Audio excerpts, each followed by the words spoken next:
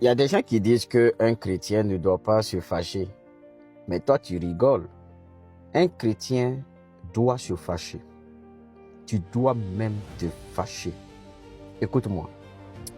Si un voleur rentre chez toi et prend tes enfants et prend tout ce que tu as travaillé pendant des années et partir, tu vas te fâcher ou tu ne vas pas te fâcher? Tu vas te fâcher. La Bible dit tel il est, tel nous sommes aussi dans ce monde. Est-ce que tu sais que Jésus s'est fâché? Oui, Jésus s'est fâché.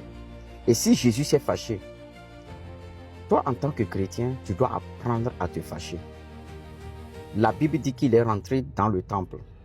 Il a vu qu'on faisait tout, sauf adorer le Seigneur. Il a vu que le temple a été remplacé par des marchands. Et Jésus a commencé à les chasser. Il était fâché. Il a dit, ma maison sera appelée une maison de prière pour toutes les nations. Mais vous en avez fait une caverne de voleurs. Jésus a pris la résolution de les chasser du temple.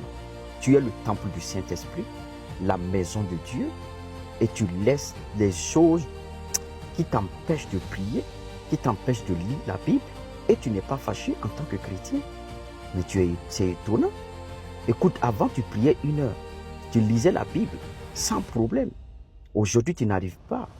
Tu ne trouves pas qu'il y a quelque chose qui est rentré dans le temple. En toi, tu dois apprendre à chasser cela. Tu es chrétien, tu sais pourquoi tu ne pries plus. Tu sais pourquoi tu ne lis plus la Bible.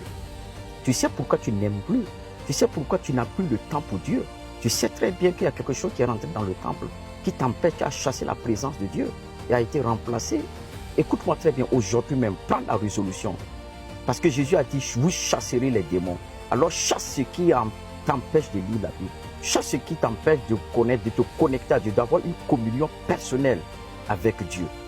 Tu dois te fâcher aujourd'hui. Moi-même, en te parlant comme ça, je suis fâché. Tu dois les chasser aujourd'hui.